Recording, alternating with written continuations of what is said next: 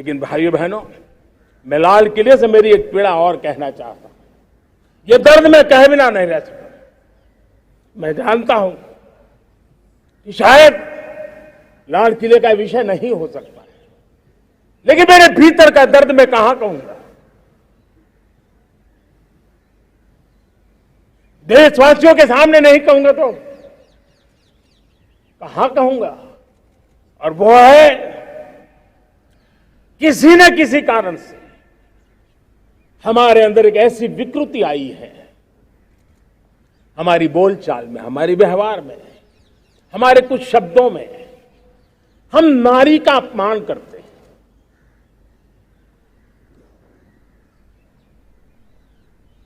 क्या हम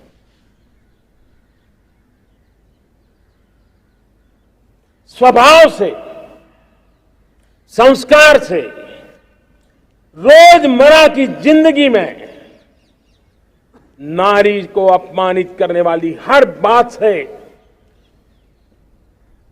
मुक्ति का संकल्प ले सकते हैं?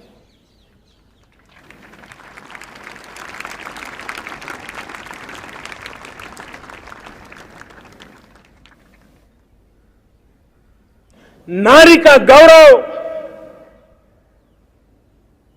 राष्ट्र के सपने पूरे करने में बहुत बड़ी पूंजी बनने वाला है। ये सामर्थ्य मैं देख रहा हूं और इसलिए मैं इस बात का आग्रही हूं। मेरे प्यारे देशवासियों, मैं 5वीं प्राण शक्ति की बात करता हूं और वो 5वीं प्राण शक्ति है नागरिक का कर्तव्य। दुनिया में जिन जिन देशों ने प्रगति की है, जिन जिन देशों ने कुछ अचीव किया है, व्यक्तिगत जीवन में भी जिसने अचीव किया है, कुछ बातें उभर करके सामने आती हैं। एक, अनुशासित जीवन। दूसरा, कर्तव्य के प्रति समर्पण।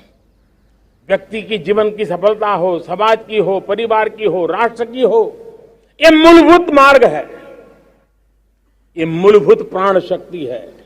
और इसलिए हमें कर्तव्य पर बल देना ही होगा। यह शासन का काम है कि बिजली 24 घंटे पहुंचाने के लिए प्रयास करे, लेकिन ये नागरिक का कर्तव्य है कि जितनी ज्यादा यूनिट बिजली बचा सकते बचाएं। हर खेत में पानी पहुंचाना सरकार की जिम्मेवारी है, सरकार का प्रयास है, लेकिन पर ड्रॉप मोर क्रॉप, पानी बचाते हुए आगे बढ़ना, मेरे हर खेत से आवाज उठनी चाहिए।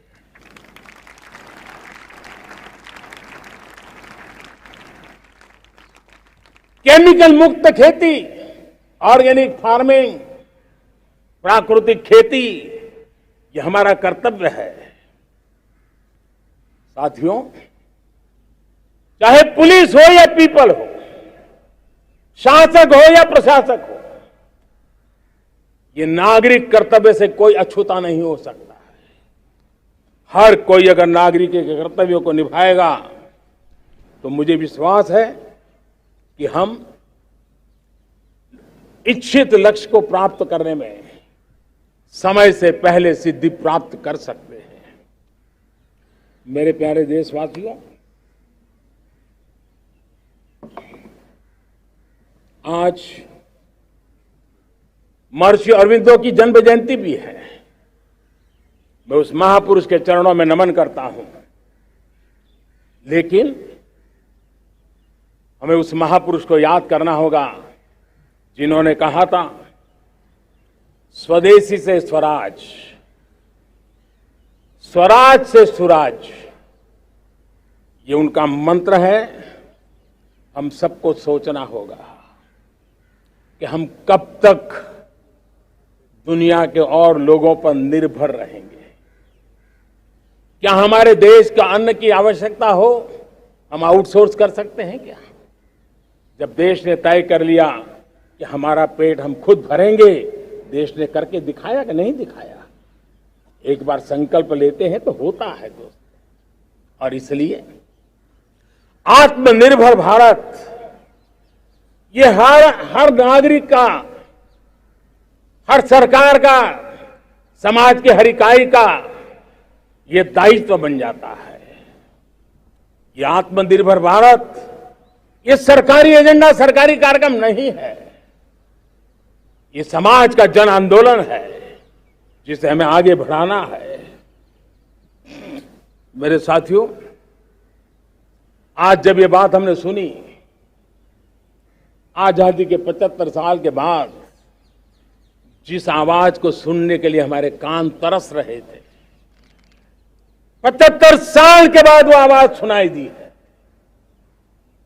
75 साल के बाद लाल किले पर से तिरंगे को सलामी देने का काम पहली बार मेड इन इंडिया तोप ने किया है। कौन हिंदुस्तानी होगा जिसको ये बात, एक आवाज उसे नई प्रेरणा, ताकत नहीं देगी। और इसलिए मेरे प्यारे भाई बहनों, मैं आज मेरे देश के सेना के जवानों का हृदय से अभिनंदन करना चाहता हूं। मेरी आत्मनिर्भर की बात को संगठित स्वरूप में, साहस के स्वरूप में मेरी सेना के जवानों ने, सेना नायकों ने जिस जिम्मेवारी के साथ कंधे पे उठाया है, मैं उनको जितनी सैल्यूट करूं उतनी कम है दोस्तों। उनको आज मैं सलाम करता हूं, क्योंकि सेना का जवान मौत को मुट्ठी में लेकर के चलता है। मौत और जिंदगी के बीच में कोई फासला ही नहीं होता है, और तब बीच में वो डट करके खड़ा होता है। और वो मेरा सेना का जवान तय करे कि हम 300 ऐसी चीजों अब लिस्ट करते हैं जो हम विदेश से नहीं लाएंगे हमारे देश की। ये संकल्प छोटा नहीं है। मुझे इस संकल्प में भारत के आत्मनिर्भर भारत के उज्ज्वल भविष्य के वो बीज मैं देख रहा हूं जो इस सपने को वटवृक्ष में परिवर्तित करने वाले हैं। सैल्यूट, सैल्यूट मेरे सेना के अधिकारियों को, सैल्यूट।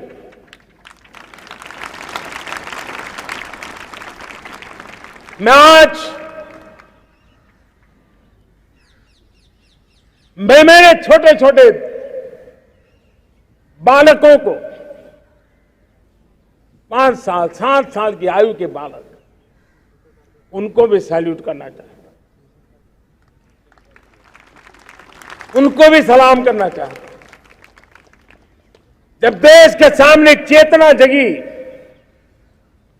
मैंने सैकड़ों परिवारों से सुना है, 5-5, 7 साल के बच्चे घर में कह रहे हैं कि अब हम विदेशी खिलौने से नहीं खेलते। 5 साल का बच्चा घर में विदेशी खिलौने से नहीं खेलेंगे। ये जब सब संकल्प करता है ना, तब आत्मनिर्भर भारत उसकी रगों में दौड़ता है। आप देखिए, पीएलआई स्कीम 1 लाख करोड़ रुपया दुनिया के लोग हिंदुस्तान में अपना नसीब आजमाने आ रहे हैं, टेक्नोलॉजी लेकर के आ रहे हैं, रोजगार के नए अवसर बना रहे हैं। भारत मैन्युफैक्चरिंग हब बनता जा रहा है, आत्मनिर्भर भारत की बुनियाद बना रहा है। आज इलेक्ट्रॉनिक गुड्स मैन्युफैक्चरिंग हो, मोबाइल फोन का मैन्युफैक्चरिंग हो, आज देश बहुत तेजी से प्रगति कर रहा है। जब हमारा ब्रह्मोस दुनिया में जाता है, कौन हिंदुस्तानी होगा जिसका मन आसमान को न छूता होगा। दोस्तों, आज हमारी मेट्रो कोचेज, हमारी वंदे भारत ट्रेन विश्व के लिए आकर्षण बन रहा है। मेरे प्यारे देशवासियों, हमें आत्मनिर्भर बनना है हमारे एनर्जी सेक्टर में। हम कब तक एनर्जी के सेक्टर में किसी और पर डिपेंडेंट रहेंगे? और हमें सोलार का क्षेत्र हो, विंड एनर्जी का क्षेत्र हो, रिन्यूएबल के और भी जो रास्ते हो, मिशन हाइड्रोजन हो, बायोफ्यूल की कोशिश हो, इलेक्ट्रिक व्हीकल पर जाने की बात हो, हमें आत्मनिर्भर बन करके इन व्यवस्थाओं को आगे बढ़ाना होगा। मेरे प्यारे भारत देशवासियों, आज प्राकृतिक खेती भी आत्मनिर्भर का एक मार्ग है। फर्टिलाइजर से जितनी ज्यादा मुक्ति, आज देश में नैनो फर्टिलाइजर के कारखाने की नई आशा लेकर के आए हैं। लेकिन प्राकृतिक खेती, केमिकल फ्री खेती आत्मनिर्भर को ताकत दे सकती है। आज देश में रोजगार के क्षेत्र में ग्रीन जॉब के नए नए क्षेत्र बहुत तेजी से खुल रहे हैं। भारत ने नीतियों के द्वारा स्पेस को खोल दिया है। ड्रोन की बहुत दुनिया में सबसे प्रगतिशील पॉलिसी लेकर के आए हैं। हमने देश के नौजवानों के लिए नए द्वार खोल दिए हैं। मेरे प्यारे भाइयों बहनों, मैं प्राइवेट सेक्टर को भी आह्वान करता हूं, आइए हमें विश्व में छा जाना है। आत्मनिर्भर भारत का यह भी सपना है कि दुनिया को भी जो आवश्यकताएं हैं उसको पूरा करने में भारत पीछे नहीं जाएगा। हमारे लघु उद्योग हो, सूक्ष्म उद्योग हो, कुटीर उद्योग हो, जीरो डिफेक्ट जीरो इफेक्ट हमें उस करके हमें दुनिया में जाना होगा। हमें स्वदेशी पर गर्व करना होगा। मेरे प्यारे देशवासियों, हम बार बार लाल बहादुर शास्त्री जी को याद करते हैं। जय जवान जय किसान का उनका मंत्र आज भी देश के लिए प्रेरणा है।